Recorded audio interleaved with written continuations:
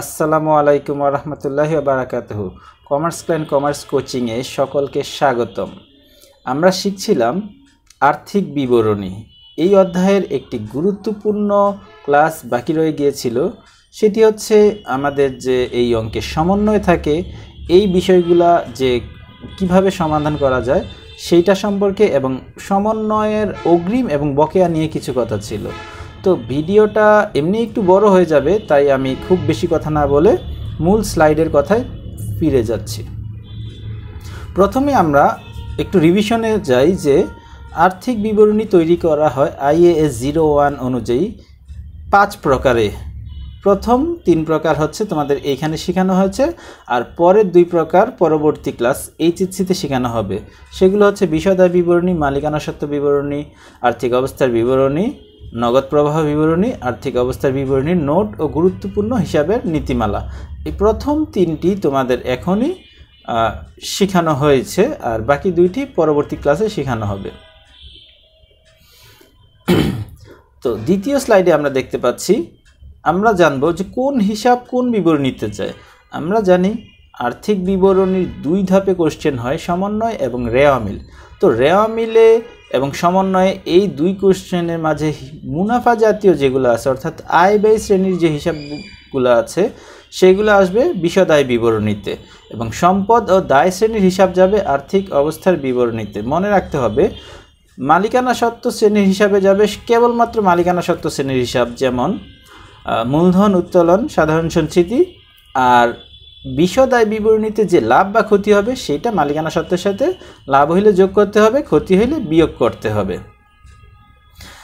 তারপরে আসছে আর্থিক বিবরণীর নির্ধারিত সময় বা মেয়াদকাল সম্পর্কে।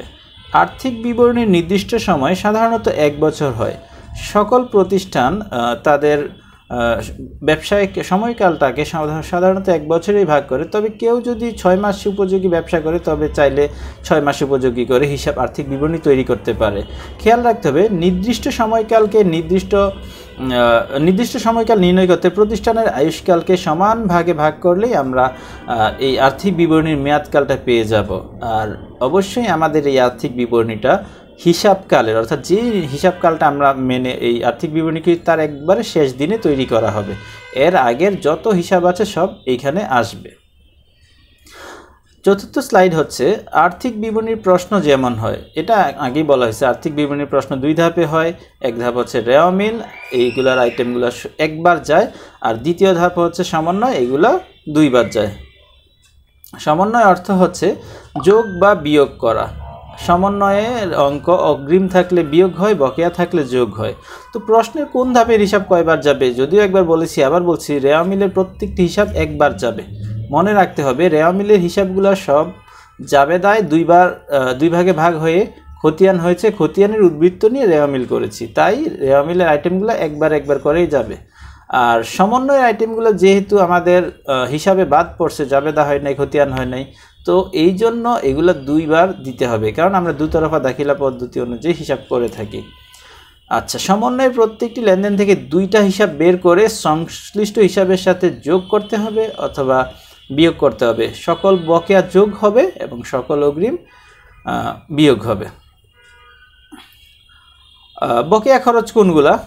যেই বকেয়া খরচ হচ্ছে এখনো মূল্য পরিশোধ করা হয়নি, যেই খরচের মূল্য এখনো পরিশোধ হয় নাই, যেমন ভাড়া বকেয়া থাকতে পারে, বেতন বকেয়া থাকতে পারে, এগুলা হচ্ছে বকেয়া খরচ। এইগুলো আমরা হিসাবের শ্রেণী অনুযায়ী দায় শ্রেণী, এটা বিশদ আয় বিবরণীর সংশ্লিষ্ট খরচের সাথে যোগ হবে। যেহেতু বলেছি বকেয়া খরচ মানেই যোগ, তো এটা যোগ হবে। আবার যেহেতু এটা দায় শ্রেণী, আরেকবার দায়ে বসবে, চলতি দায়ে। এটা আর্থিক অবস্থা বিবরণীর চলতি দায়ে এটা বসবে। তারপরে হচ্ছে অনাদায়ী আয়, অর্থাৎ যে আয়ের মূল্য এখনো পাওয়া যায়নি, এখনো আদায় করতে পারেনি। ধারে বিক্রি করলে সাধারণত এই ধরনের অনাদায়ী আয়ের হিসাব তৈরি হয়। অনাদায়ী সুদ, কমিশন, এগুলাও হইতে পারে। অনাদায়ী আয় সম্পদ শ্রেণী, যেহেতু আমি পাবো ভবিষ্যতে সুবিধা বা টাকা পাবো, এটা হচ্ছে আমার সম্পদ শ্রেণী। সম্পদ এটা যেহেতু একবার আর্থিক অবস্থার বিবরণীর চলতি সম্পদে যাবে, আরেকবার হচ্ছে বিশদ আয় বিবরণীর সংশ্লিষ্ট আয়ের সাথে যোগ হবে। অনাদায়ী মানেও হচ্ছে বকেয়া, এখানে লিখে দিয়েছি, যেহেতু বকেয়া বলতেই যোগ হবে, তাইলে এটা এই নির্দিষ্ট আয়ের সাথে যোগ হবে এবং সম্পদে আরেকবার বসবে। অষ্টম স্লাইড হচ্ছে অগ্রিম ব্যয়। যেই ব্যয়ের সুবিধা এখনও পাওয়া যায়নি, অর্থাৎ আমি টাকা দিয়েছি এখনও সার্ভিস পাই নাই, যেহেতু ভবিষ্যতে এখান থেকে সার্ভিস সুবিধা পাবো বা কিছু একটা পাবো, তো এটা হচ্ছে সম্পদ শ্রেণী। উদাহরণস্বরূপ ভাড়া, বেতন, বিজ্ঞাপন এগুলার যদি অগ্রিম পেমেন্ট করে থাকি, এগুলো আমাদের অগ্রিম ব্যয় হবে। অগ্রিম ব্যয় বিয়োগ হয়, এটা বিষয়দায় বিবরণীতে সংশ্লিষ্ট ব্যয় থেকে একবার বিয়োগ হবে, আর যেহেতু এটা সম্পদ শ্রেণী, এটা আর্থিক অবস্থার বিবরণীর সম্পদ পাশে যাবে। শিক্ষার্থী বন্ধুরা, তোমাদের মনে হতে পারে যে আমি এই স্লাইডে অনেক দ্রুত কথা বলছি। আসলে এই স্লাইডটা যদি আমি আস্তে আস্তে পড়াইতে যাই তো দেখা যাবে যে এটা অনেক বড়, প্রায় 20 মিনিটের বেশি হয়ে যাবে। এজন্য আমি একটু দ্রুত কথা বলছি। সমস্যা হলে তোমরা আমাকে বলতে পারো, আমি এইটা প্রয়োজনে ভেঙে ভেঙে 2টা ভিডিও দিব, তবে একটু স্লো দিব।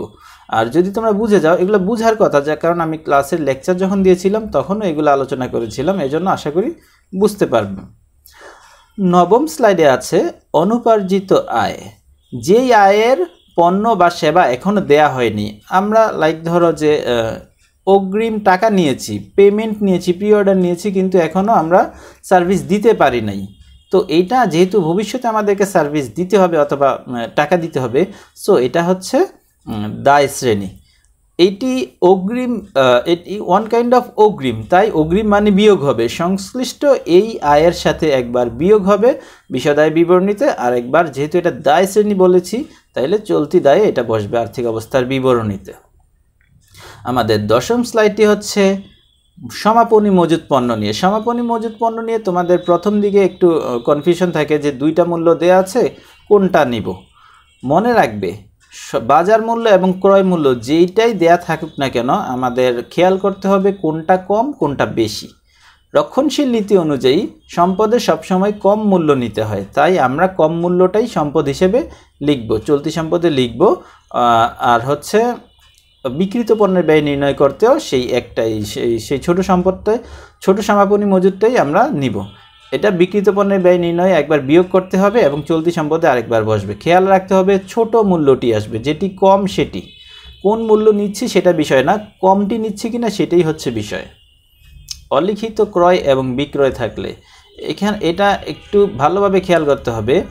এটা সাধারণত সমন্বয়েই থাকে, এটা রেওয়া মিলে থাকে না। হ্যাঁ, তো সমন্বয় যেহেতু থাকে 2বার যাবে, একবার ক্রয়ের সাথে যোগ করতে হবে। অলিখিত ক্রয় মানে বকেয়া, মানে বুঝতে হবে যে লিখতে এখনো বাকি আছে, তো যেহেতু বাকি আছে তো আমাদের এটা একবার ক্রয়ের সাথে যোগ করব, আর একবার পাওনাদারের সাথে যোগ করব। কারণ অলিখিত ক্রয় বলতে আমরা বুঝবো যে ধারে ক্রয় করা হয়েছে। আধুনিক হিসাব বিজ্ঞান বকেয়া ভিত্তিতে আমরা হিসাব করে থাকি, সো ধরে নেই এগুলো আমরা ক্রয় বিক্রয় যা করি বাকিতে করি। এবং অলিখিত বিক্রয় একবার বিক্রয়ের সাথে যোগ হবে, আর একবার দেনাদারের সাথে যোগ হবে। অর্থাৎ ক্রয় বিক্রয় যেটাই অলিখিত থাক, যার সাথে যোগ হবে এবং শ্রেণী অনুযায়ী আরেকবার এটা সম্পদ বা দায়ে যাবে। অলিখিত ক্রয় ফেরত এবং বিক্রয় ফেরত, আগে যে এন্ট্রিটা বললাম তার উল্টা। আগের বার আমরা বিয়োগ করেছিলাম, এবার আমরা যোগ করব। যেহেতু অলিখিত ক্রয় সমন্বয়ে থাকলে এটা 2বার যাবে, আবার কখনো কখনো এটা রেওয়া মিলেও থাকতে পারে। খেয়াল করতে হবে, যদি রেওয়া মিলে যায় তাহলে আমরা শুধুমাত্র একবার বিয়োগ করব। অন্যদিকে সমন্বয় থাকলে এটা যথারীতি আগের এন্ট্রির মতো একবার ক্রয় ফেরত, একবার ক্রয়ের সাথে যেহেতু এটা ফেরত একবার বিয়োগ হবে, আর একবার বিক্রয়ের সাথে বিয়োগ হবে, সাথে আমাদের এটা পাওনাদার এবং দেনাদারের সাথেও বিয়োগ করতে হবে। ফেরত দিলে আমার যেমন ক্রয় কমে যায়, অন্যদিকে পাওনাদারও কমে যায়। বিক্রয় ফেরত দিলে আমাদের যেমন বিক্রয় কমে যায়, তেমনি আমাদের দেনাদারও কমে যায়, তাই এটা 2বার করেই কাজ করতে হবে। তারপরে স্লাইডে আমরা দেখতে পাচ্ছি বিজ্ঞাপন নিয়ে লেখা। বিলম্বিত বিজ্ঞাপন, এটা একটা অগ্রিম বিজ্ঞাপন খরচ। যেহেতু বিজ্ঞাপন একটা খরচ শ্রেণী এবং অগ্রিম, তাইলে খরচের অগ্রিম আমরা জানি এটা সম্পদ শ্রেণী হয়, অগ্রিম খরচ। তো এটা রেওয়া মিলে থাকতে পারে, ভগ্নাংশ দিয়ে থাকতে পারে এবং সমন্বয় লেখা থাকতে পারে। খুব ইম্পর্টেন্ট কথা হচ্ছে, এটা কখনো ব্র্যাকেট দিয়ে তারিখ উল্লেখ করে লেখা থাকে, তো আমাদের বুঝে নিতে হয়। যেমন ধরো এটা 25 সাল চলতেছে, এখানে বিজ্ঞাপন নাম দিয়ে ধরো 24 সালের অঙ্ক, বিজ্ঞাপন নাম দিয়ে বলে দিল যে এটা 2026 সাল পর্যন্ত দেয়া আছে। তার মানে আমাদের নিতে হবে শুধুমাত্র 24 সালের হিসাবটা, আর বাকিটা হচ্ছে আমাদের সমন্বয় করতে হবে, অগ্রিম হিসাবে বাদ দিতে হবে। অনুরূপভাবে ভগ্নাংশ দিয়ে লিখে দিতে পারে যে 4 ভাগের 1 অংশ এই বছরের, বাকি 3 অংশ হচ্ছে পরবর্তী বছরে। তো আমাদের সেই 3 অংশ বাদ দিতে হবে, একই কথা। তো এটা হচ্ছে একবার বিজ্ঞাপন থেকে বিয়োগ করতে হয়, যেহেতু অগ্রিম মানে বিয়োগ করতে হবে, এবং এটা যেহেতু সম্পদ শ্রেণী, আরেকবার এটা অলিক সম্পদে বিলম্বিত বিজ্ঞাপন নামে বসবে। পরবর্তী স্লাইড হচ্ছে রেওয়া মিলের হিসাবের পাশে তারিখ দেয়া থাকে, অনেক সময় ব্র্যাকেট দিয়ে তারিখ দেয়া থাকে। এটা থাকলে খুব ভালোভাবে খেয়াল করতে হবে, বিশেষ করে যখন আমাদের পার্সেন্টেজ সহ তারিখ দেয়া থাকে তখন খুবই ভালো করে খেয়াল করতে হবে মাস গণনার ক্ষেত্রে, সুদ গণনার ক্ষেত্রে। যেমন বিনিয়োগের পাশে তারিখ দেওয়া আছে, বিনিয়োগে সুদ ধরতে হলে আমাদের খুব ভালোভাবে খেয়াল করতে হবে। ঋণের পাশে তারিখ দেওয়া আছে, সুদ গণনা করতে হলে ভালোভাবে খেয়াল করতে হবে। খেয়াল রাখতে হবে কি, সেটা হচ্ছে মাসের 1 তারিখ দেওয়া আছে নাকি 31 বা 30 তারিখ দেওয়া আছে। 1 তারিখ দেওয়া থাকলে আমরা ওই মাস সহই গুনবো, কারণ মাস মাত্র শুরু হয়েছে, সো ওই মাস সহ আমাদের নিতে হবে। অন্যদিকে যদি 31 তারিখ বা 30 তারিখ থেকে বুঝতে হবে এই মাসটা আমার শেষ, তো এই মাস বাদ দিয়ে পরের মাস থেকে গুনতে হবে। পরের স্লাইডে আমরা এই বিষয়ে আরেকটু বিস্তারিত লিখছি যে বিনিয়োগের পাশে পার্সেন্ট ও তারিখ থাকলে, পার্সেন্ট থাকলে আমাদের বুঝতে হবে যে সুদ ধরতে হবে। যেমন ধরো 10% বিনিয়োগ, তার মানে 10% সুদ ধরতে হবে। আর যদি তারিখ দেওয়া থাকে, সেটা আগেই বললাম, তারিখটা ভালোভাবে খেয়াল করতে হবে যে কত মাসের আমাদের সুদটা নিতে হবে, 1 তারিখ নাকি 30-31 তারিখ, সেই অনুযায়ী সুদটা গণনা করতে হবে। বিনিয়োগের পাশে ব্র্যাকেট দেওয়া থাকলে সুদ হিসাব করতে হয় মাস অনুযায়ী, আর পার্সেন্ট দেওয়া থাকলে সুদ আমাদের বের করে নিতে হয় সেই পার্সেন্ট অনুযায়ী। এটা একবার বিনিয়োগের সুদের সাথে যোগ হয়, যেহেতু এটা সমন্বয়। রেওয়া মিলে পার্সেন্ট থাকলেও এটা সমন্বয়, একবার বিনিয়োগের সুদের সাথে যোগ হবে, আরেকবার চলতি সম্পদে বিনিয়োগের প্রাপ্য সুদ নামে যাবে, যেহেতু সমন্বয়ের প্রত্যেকটা আইটেম 2 বার যায় এবং এটা সমন্বয়। অনুরূপভাবে বিনিয়োগের মতো ঋণের পাশেও পার্সেন্ট এবং তারিখ থাকতে পারে, সেম কথা। একবার ঋণের সুদ ধরতে হবে, ঋণের সুদের সাথে এটা বকেয়া সুদ হিসাবে যোগ দিতে হবে। আরেকবার যেহেতু ঋণের সুদ আমাদের দিতে হবে, এটা দায়, এটা চলতি দায়ে আরেকবার বসাইতে হবে, প্রদেয় ঋণের সুদ নাম দিয়ে। কুঋণ মানে কি, দেনাদারের যে টাকা আদায় হবে না সেটাই হচ্ছে কুঋণ। কুঋণ পোস্টিং করার 2টা নিয়ম আছে, তার মাঝে এই নিয়মটা সহজ। আমাদের এই সিকোয়েন্স অনুযায়ী কাজ করতে হবে। প্রথমে আমাদের রেওয়া মিলের কুঋণটা লিখতে হবে। আগেই বলে নিচ্ছি, কুঋণ বিশদায় বিবরণীতে যাবে পরিচালন ব্যয়ে। ফার্স্টে আমাদের পোস্টিং করতে হবে রেওয়া মিলের কুঋণ, ফার্স্ট কলামে লিখবো যেহেতু কাজ আছে। তারপরে সমন্বয়ের কুঋণ, নতুন কুঋণ নামে আমরা লিখব। দেনাদারের যে টাকা আদায় হবে না, সমন্বয় বলে দিবে যে দেনাদারের 2000 টাকা আদায় হবে না, বা দেনাদারের 10% আদায় হবে না, অর্থাৎ যেটা শিওর আদায় হবে না সেটা হচ্ছে নতুন কুঋণ। তারপরে সমন্বয়ে আরও বলা থাকতে পারে যে বাকি যে দেনাদারটা আছে তাদের উপরে সঞ্চিতি ধরতে হবে, অর্থাৎ পরবর্তী বছরে যদি আদায় নাও হয় তো আমি যাতে কিছু টাকা এখান থেকে সরায় রেখে ব্যাকআপ হিসাবে রাখতে পারি, সেটাকে বলা হয় নতুন কুঋণ সঞ্চিতি। তো এই সঞ্চিতিটাও যদি রাখতে বলে, তার মানে আমার দেনাদার এখান থেকে কমাইতে হবে। তো এই দেনাদার কমানোর জন্য নতুন আরেকটা খরচ নতুন কুঋণ সঞ্চিতি হিসাবে এখানে লিখে আমি এটা যোগ করব। ফার্স্টে কুঋণ, তারপরে যোগ সমন্বয়ের নতুন কুঋণ, যোগ সমন্বয়ের নতুন কুঋণ সঞ্চিতি।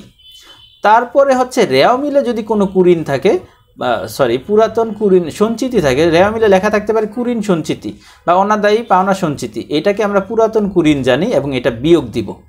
তাইলে কুঋণ যোগ নতুন কুঋণ যোগ নতুন কুঋণ সঞ্চিতি বিয়োগ পুরাতন কুঋণ, এই সিকোয়েন্স অনুযায়ী কাজ করলে সহজেই কুঋণটা বের করা যায়। তো সকলকে আমার এই চ্যানেলটি সাবস্ক্রাইব করার অনুরোধ রইল, এবং সেই সাথে লাইক, কমেন্ট করো, শেয়ার করো।